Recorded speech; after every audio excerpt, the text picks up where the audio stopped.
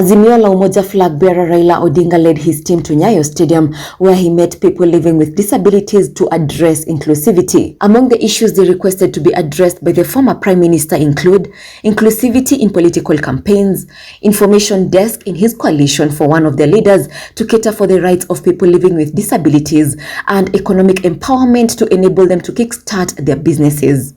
I stand here as a person who has been in trenches fighting for the space of human rights, in the space of women's rights, in the space of the persons with disabilities, and I have never seen resilience like the one for Honorable Raila Odinga. I stand here to disabuse the issue that we should not look at the history of our country and the history of ourselves. It is for those who have nothing to offer, if the history is told, who want to teach our young people, our youth, that we do not need history.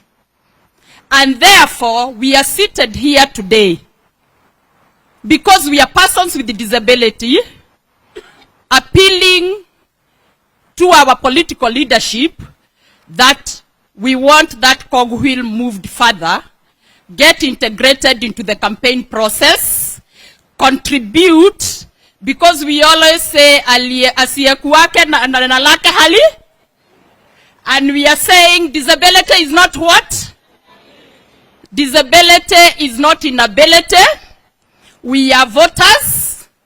And I can tell you, Mheshimiwa Raila Odinga, there is no bigger constituency than the constituency of disability because of the support of the society to persons with disability.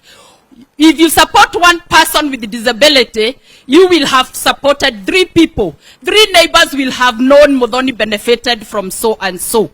And therefore, weka walemavu kipaumbele katika kampeni yako.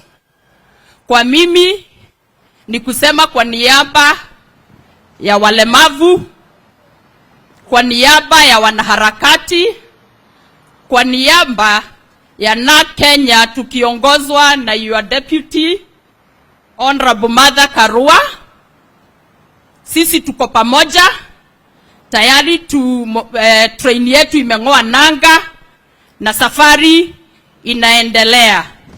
Pasaris, mama wetu, umetufanyia kazi, though watu wa sport hujawaangalia vizuri, uangalie watu wa sport mama.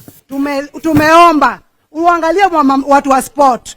Sisi people with disability in Hawking tunapata challenges mingi sana.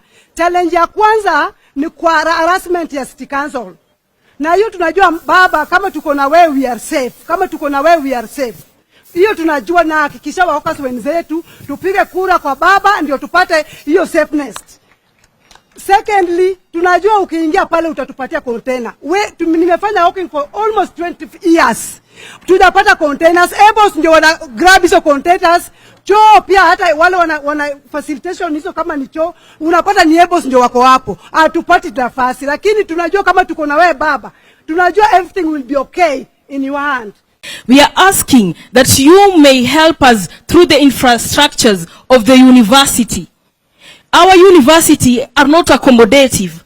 We are trying so hard, but when you look at ways of getting into classes, going to the latrines, even if you come to the highways, I can give you an example at GM. I was going for attachment. It was hard for me to go through the bridge because it's steps. Hakuna ramp. That's why we are trying to say, we need you, Baba, when you go into that seat, kindly champion for the PWDs and also for the employment opportunities. Issues that we wanted you to address.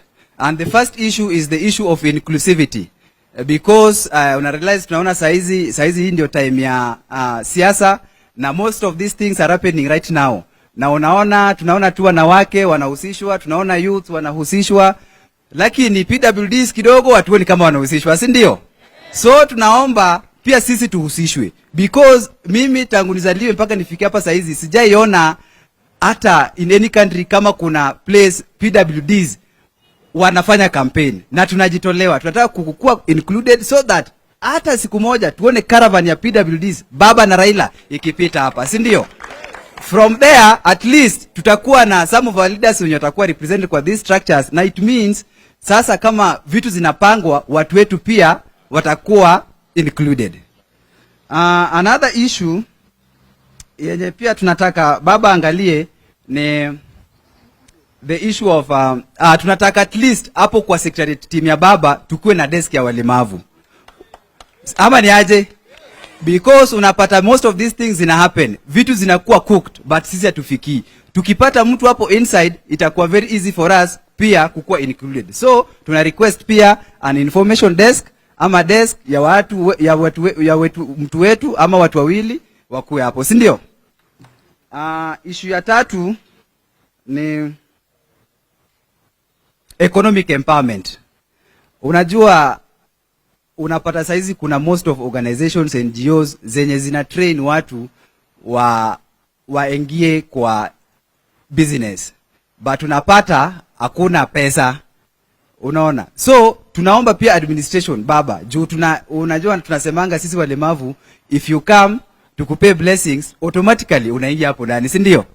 Na unajua wewe ndio umekuwa champion for our rights and privileges. So vile umekaa na sisi hapa chini, tutakuombea pia leo ndio kuwe Baba the fifth. Na juu unaenda kukua the fifth na ushaingia already, tunaomba pia wa set aside funds, disability fund yenye itasaidia walemavu wenye wako kwa biashara. In a new plan developed by his team, Raila wants to put millions of economically disadvantaged Kenyans at the center of his agenda to deal with inequalities in the country.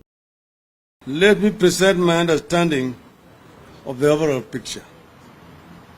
I have listened very carefully to what has been said by those who have spoken on your behalf, and I want to respond to some of the issues that you have said. People living with disabilities comprise at least 15% of the world's population, or roughly about 1 billion people. Up to 80% of these people live in developing countries, and most of them are poor. Here in Kenya, there are officially registered around 900,000 people living with disabilities. Currently, only 47,000 of them receive support from the state in the form of cash transfer. The rest are on their own. These statistics alone tell us that we cannot ignore the people living with disabilities. I am aware that while people with disabilities may largely be left on their own, their plight comes with a huge cost for the country. The International Labour Organization estimates that excluding people with disabilities from the economy can rob countries of as much as 7% of their gross domestic product. I am aware that as things stand today, you face discrimination and exclusion on a daily basis. You face pervasive exclusion from development programs and funds. You are discriminated from nearly all areas of economic, political, social, civil, and cultural life, employment, education, and healthcare. You are underrepresented in decision-making and political participation. I view it as our responsibility as a country to ensure that the inclusion of all people so that no one is left behind in the development process. And people with disabilities are people like everyone else.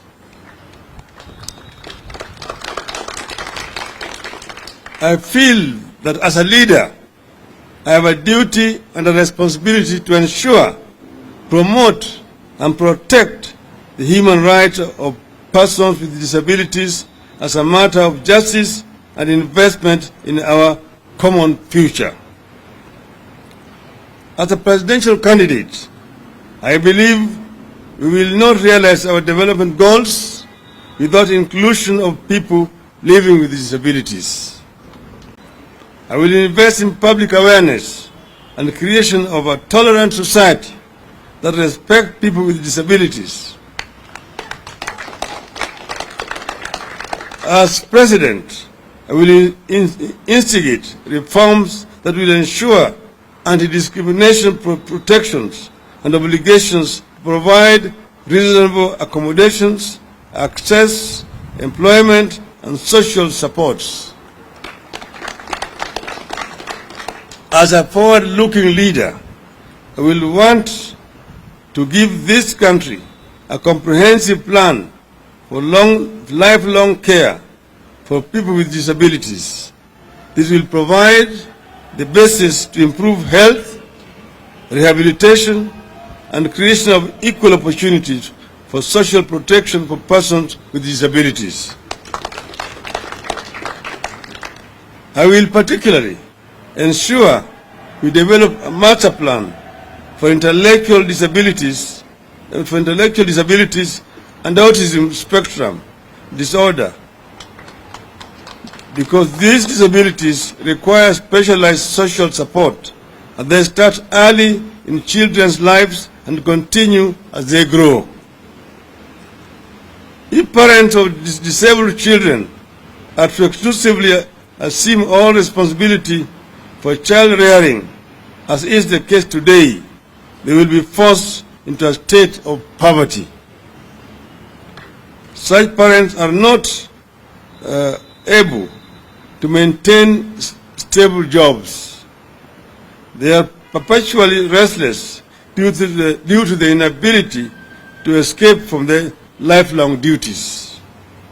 You have seen or read about extreme circumstances where parents are driven to murder their own disabled children and to commit suicide themselves. These parents, as well as their disabled children, require our support before the extremes happen. As President, I will implement a plan that will help the country provide health, medical, rehabilitative, special education, and special welfare services according to the needs of the affected individuals. My plan will also aim to reduce parental pressure and promote targeted social interventions and promote self-reliance of persons with disabilities. I appeal for your support so that together we can realize these goals. I therefore believe it is important that men, women, and children living with disabilities are included as a target group in the National Development Roadmap.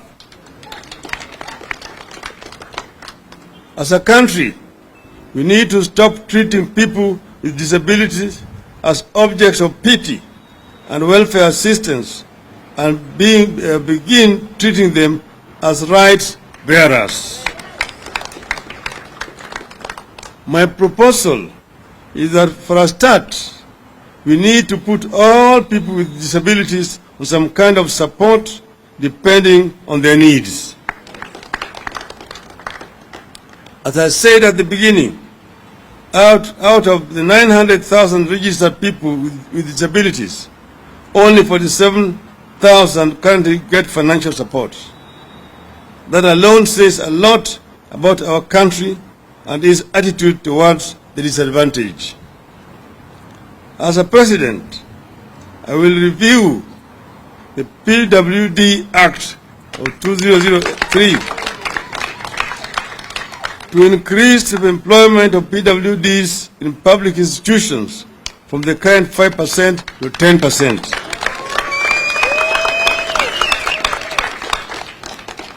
President Raila Odinga will push the government to offer free education to all PWDs in public schools, colleges, and universities.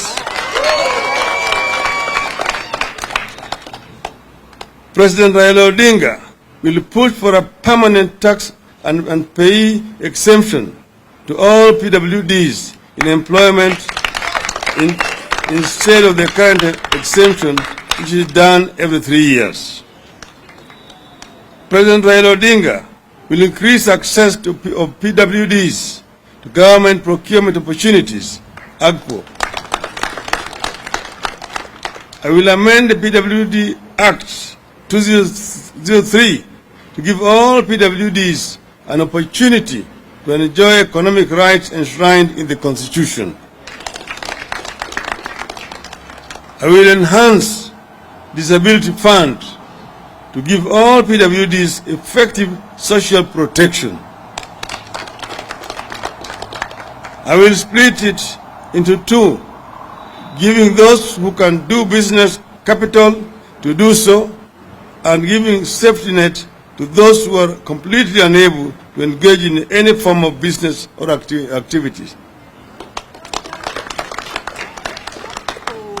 I will strengthen all institutions offering support to PWDs, such as Kenya Institute of Special Education, KISE, and the National Council for Persons with Disability, among others. Raila's social safety programs are targeting at least 4 categories: people living with disabilities, the youths, widows and orphans, as well as senior citizens. This is different from the 6,000 that the former Prime Minister said will be given to poor families with no income at all each month. Disability is not inability. And the people who are disabled have a very important role to play in our society. And that they should be assisted and enabled to be able to perform to their abilities. This we will do as a matter of course.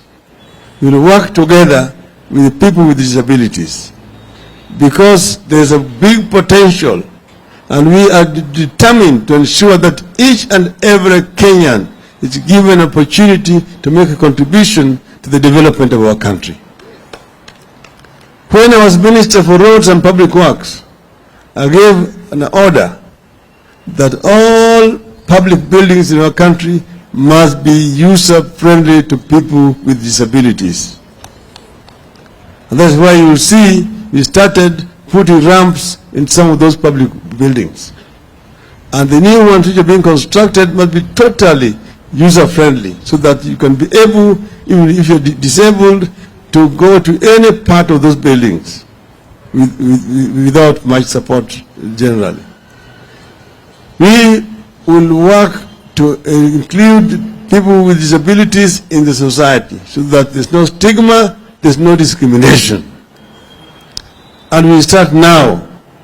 Yesterday, I launched the teams, the presidential campaign teams. There were teams, regional teams, and then there were also teams which were going to target women, teams for the youth, and also the team for Mandela Wanawake.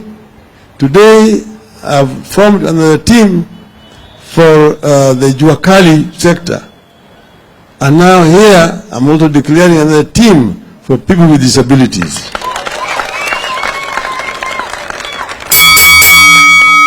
So you will consider a team for people with disabilities, which will go around the country with us as we move and trying to talk to the people of Kenya. What we are going through is a liberation of our country, a beginning of the third and final liberation of our country, Kenya. That the money that we have to help the persons with disability or even affirmative action under NGAF is too little. We need to find a way to raise that money so that we can be able to help the persons living with disability a lot. I've gone out and looked for money from partners. I did an eye camp in Nairobi using partners and only 1.5 million from GAF. And together with the partners, we operated over 250 cataract operations. Sindio, tulifanya hiyo. We also gave white cans, we give wheelchairs. But what we need, Baba, because housing, I know housing will be a very dear project for you. The only slum upgrading we've had in this country has been in Kibra slums. Sindio? Baba, watu wakisema baba amefanya nini? Angalia hiyo slum upgrading pale ilikuwa.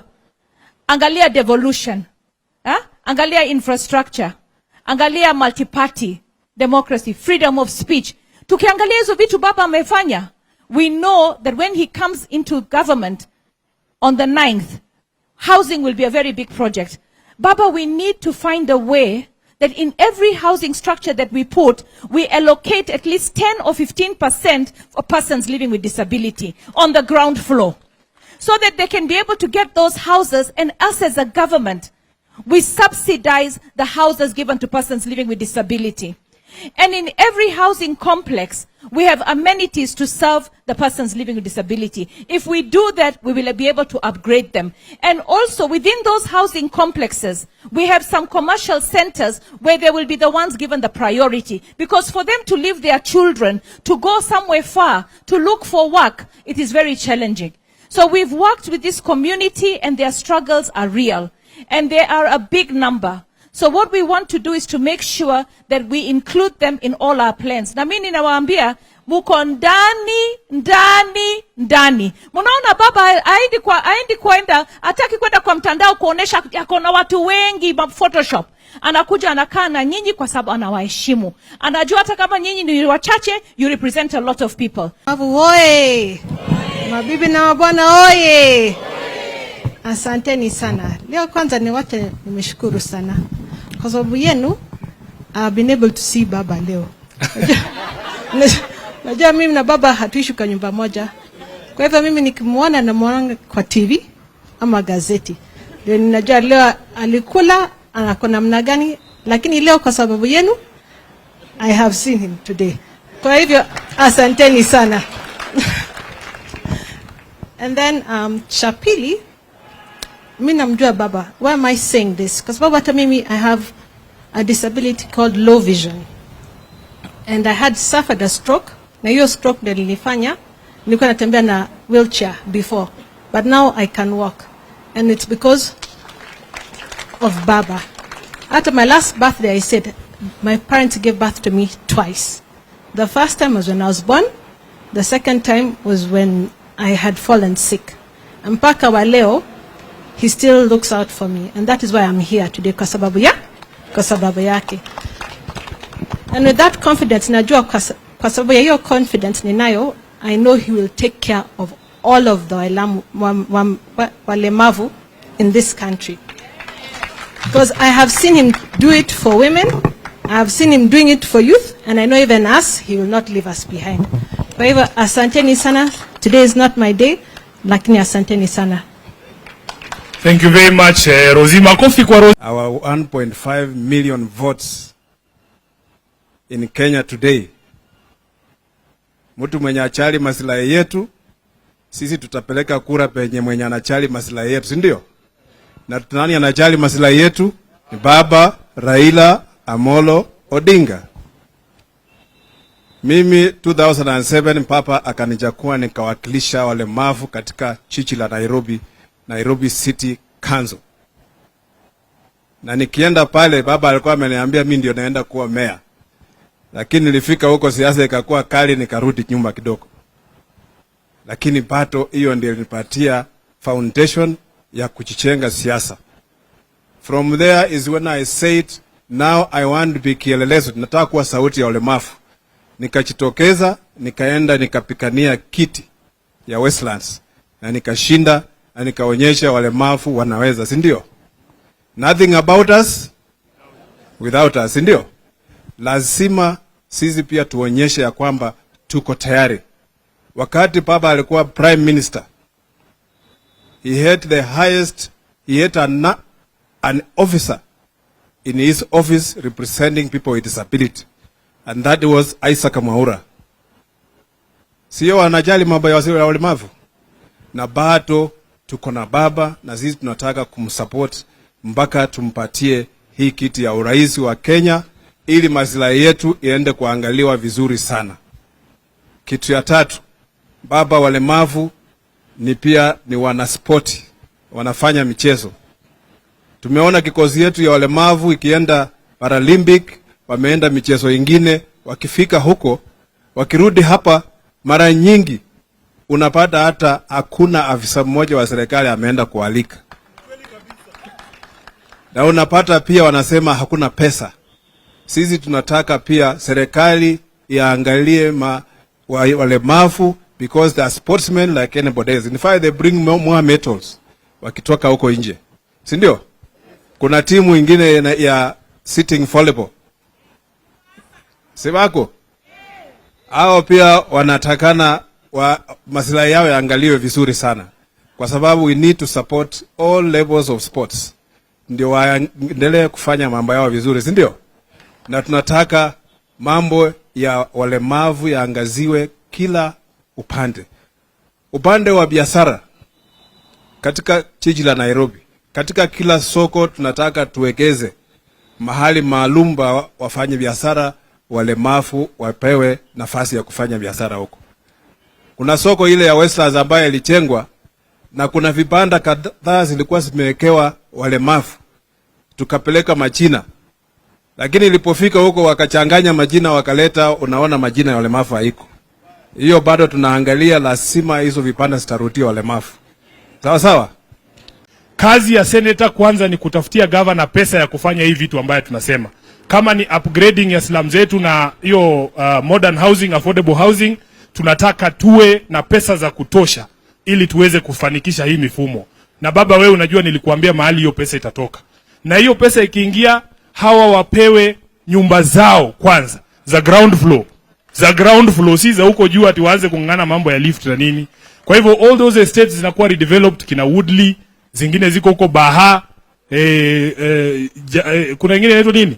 Zote za Eastlands huko ambazo wa Jerusalem na kwingineko zikifanywa redevelopment, hawa wapatiwe nafasi.